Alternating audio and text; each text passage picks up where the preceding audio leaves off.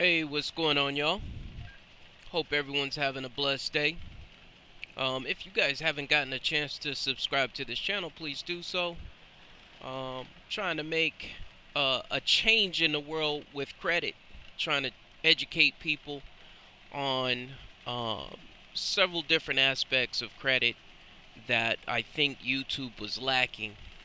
If you go through and you look at a lot of credit specialist videos, one of the things that they like to focus on is deleting items and things like that. And I just felt like there wasn't enough credit education um, in the world. And one of the things that I'm going to talk to you guys about is the discipline of credit.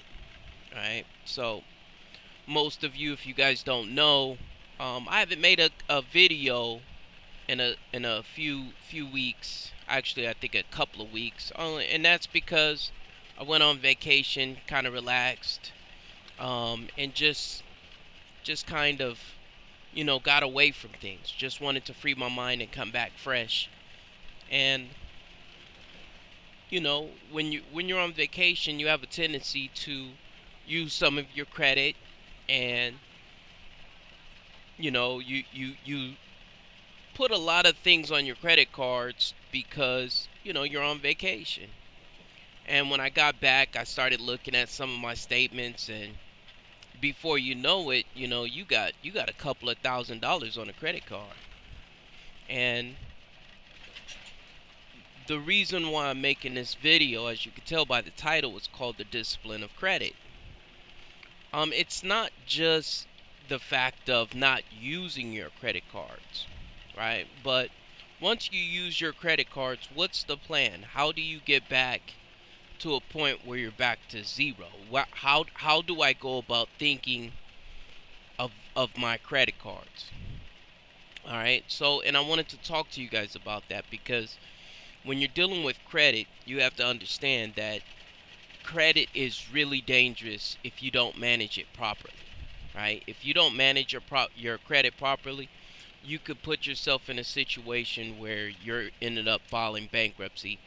And even though you guys know I filed my bankruptcy in 2017, that is not the goal. Filing bankruptcy is not the goal. Racking up a whole bunch of debt on your credit cards is not the goal. But I do understand that, um, we do live. Sometimes we go out and we might, go out for a couple of drinks. We want to take our significant others out for a drink or something like that, and we end up putting some debt on our credit cards. And so, how do I go about thinking of relieving that pain? Because once you get back, there's a pain once you start going over everything, and you look at how much you put on the credit cards. The first things first is just to understand you're human. You are going to do things that are not in the best interest 100% of the time, right? So there's times where you're going to live life, and the first thing that I like to do is don't beat myself up about it, right? Don't beat myself up about it, because you have to understand that um, if you have confidence in yourself of making a plan to getting yourself back to zero, then everything is going to be okay. And that's what I'm going to help you guys out with in this video. How do we get back to zero?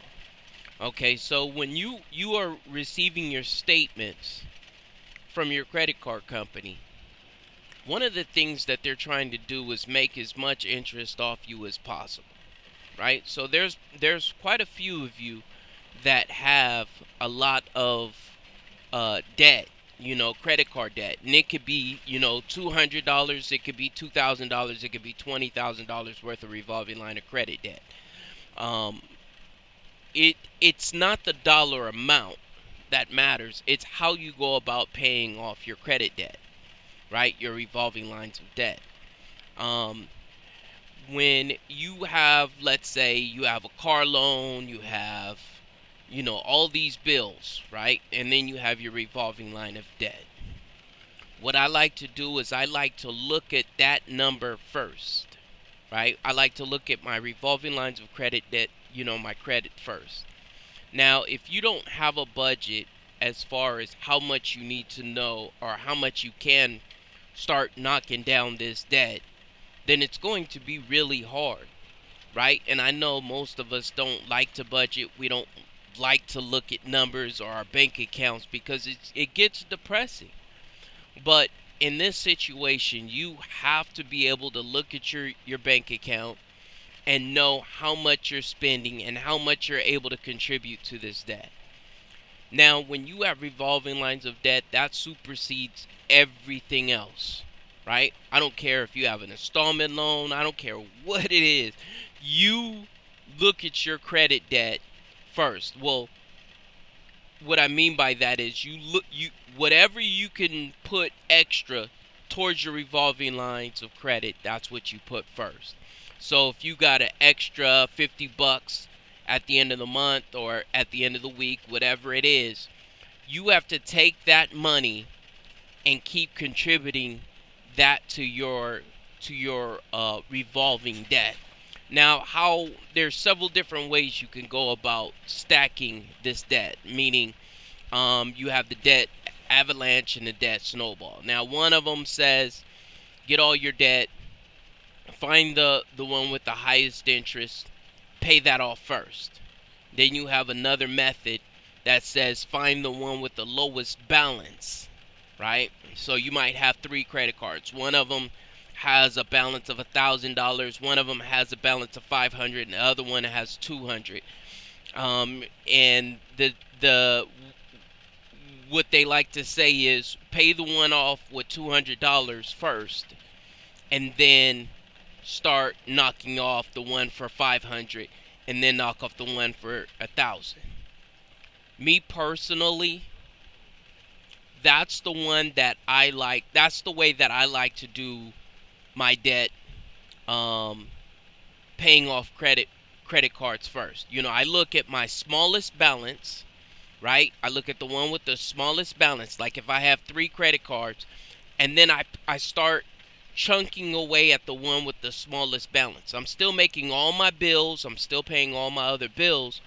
But I know that in order for me to get ahead, I have to start knocking off these ones with the smallest balance. Like for example, I just had a credit card that had a $300 $300. I just went and paid that one off, right? Now the minimum payment that I had on that card doesn't exist anymore because the balance is 0. So what do is I take the minimum payment that I was paying for that one plus any extra money, and I start knocking off the next lowest credit card, right?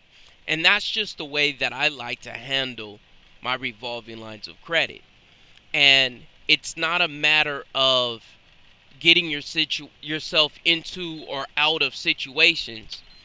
Understanding how important it is to get your balances to 0 is key, right? That's the key to this whole entire game, is getting your balances to 0. You are going to put money on credit cards at some point, right? And I don't want anybody that puts money on a credit card to think that that's a good way of going through life, like living off your credit cards. Now, I make enough to where I know that if I spend, a couple of thousand on a credit card, within 2-3 months, that's going to be back to 0, right? But you have to know what you can and can't do, right? I don't want you guys living like that, but for those of you that are in situations whether you just now got to this YouTube channel and you already had credit card debt and you're not really sure how to go about knocking out your credit card debt, when you get yourself into a situation where you know you can't pay your credit card debt off in 1 month, the very first key is knowing where your money is going. How do I find out how much money extra I have that I can put towards my credit cards. And the app that I love is the every dollar app. That app allows me to look at my budget every week, every month, um, or on a quarterly basis, and it allows me to know how much extra I have to put towards my credit cards. If I don't have some type of way to know my budget, it's going to make it really hard. It's going to be really difficult to understand how much extra, right? Because at that point you're kind of guessing. Now, if that works for you, great, but just understand that you cannot make your minimum payments on your credit cards. Anybody that has a credit card making a minimum payment. Now, if you make a minimum payment on your highest level credit cards, like let's say you got 1,000, you got another one for 500, you got another one for 200. The one for 1,000, one for 500, you might make the minimum payment on. But the one for 200, you're going to put all your money into that one to try and knock that one out, right? So you're not going to make a minimum payment on all of your credit cards. You're going to only make a minimum payment on the credit cards that is not the lowest amount credit card. At least for me, this is the way that I structure it, and this is the way that I seen that works out the best. Now, there are going to be those of you that say, well, if you do it that way, you are going to end up paying more in interest because you're not paying down the one with the highest interest payment. Well, that's true. If you do the math on it, you're going to pay a little bit more in interest. But the key is actually getting to a position to where you're getting your credit cards to zero. Now, some of you might feel like the best way to go about doing it is to pay the one with the highest interest. If that works for you, great. But the key is you have to have a plan, and you have to know how much extra you could put every month towards your credit cards, right? And that's what I'm really trying to stress with you guys, is knowing the plan and understanding how to go about handling your credit card debt. Now, discipline is huge, right? Like, there's a lot of people that talk about motivation, right? Motivation. Motivation only lasts for a certain amount of time. It's not like we all wake up every single day motivated. Sometimes you guys might watch my videos or watch, E.T. or Anthony Robbins or somebody that motivates you to do what it is that you do. Discipline is doing what you're supposed to be doing even when you don't feel like doing it, right? And that's the difference between motivation and discipline, right? And I like to keep striving on discipline because that is what's going to make us successful. Motivation is only going to get us through the day. Discipline is going to get us where we need to be, right? And when you have goals, when you have desires to get to certain things, it's not motivation that gets you there. It's discipline, especially if you have a goal that's going to be over 6 months long, because it's easy to be motivated your first month. A lot of us, January 1st, we're motivated, right? We're motivated. We're gonna, whether you have a goal of a certain dollar amount or you have a goal of a certain weight, it's easy January 1st to be motivated. But usually by May, usually by March, our motivation is gone. And at that point, that's when discipline kicks in and it helps us get to where it is that we're trying to go. And when you're talking about credit, where we're trying to go, for some of us, we have high balances on our credit cards, or we have balances that we can't pay off by each bill cycle.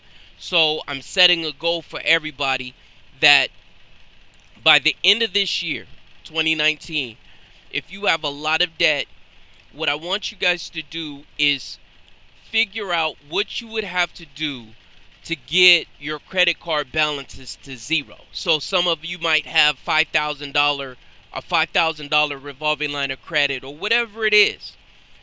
Let's make a goal by the end of this year to have all our revolving lines of debt paid off, right? Because if you're carrying balances month to month, that's one thing. But if you're carrying huge balances from year to year, there is no way that you're going to be able to retire comfortably if you have these huge amounts of revolving debt. Now, I'm going to say some things that might ruffle a few feathers, right? It's going to ruffle a few feathers. If you are contributing to your retirement and you have these revolving debts, these high credit cards, I'm not saying you have to, but something that you may want to think about, right? Because what you're trying to do is save money today so that you can retire comfortably. But if you are putting money into a retirement account that is only going to give you a 6% return, and you're paying on a credit card that's giving your lending institution a 20% return, you have to really start thinking about how you're structuring your finances. Is it worth putting that money into your retirement and carrying these large balances, right? And so I just want you guys to think about it. At least start thinking of different ways that we can start knocking down our debt. And so if you guys been following my channel, some of you guys might be thinking, well, I've been following Kenny now, and what do we do next? Stay disciplined. Stay disciplined. Don't be a credit hole applying for a whole bunch of credit cards. Stay disciplined. Sometimes when we started out, some of us, we had to apply for a bunch of credit, right? And so we need some of those inquiries to fall off our credit report. If you got the foundation together, you don't need to be applying for a whole bunch of credit just for the sake of applying for credit. Apply for those institutions that you really want to work with. If you really want to work with in the future, Navy Federal Credit Union, for example. That was one institution that I really wanted to work with. So I started, getting credit with that company. If you find another institution, some of you might really want to work with Wells Fargo or PenFed or whoever it is that you want to work with. See if you can get small amounts of credit, not small, but see if you can get lines of credit with that institution and grow a relationship with that institution. But it has to be institutions that you want to do business with in the future.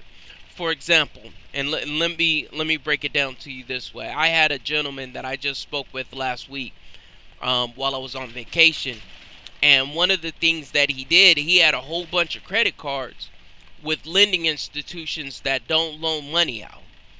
And my question to him was, why would you go out and get lines of credit with the institution that don't loan any money out? Because at some point you need to be able to go and get a loan for a vehicle, get a mortgage or something like that. And it just seems like it would be in your best interest to get lines of credit with companies, to build relationships with companies that you are going to need in the future. Right?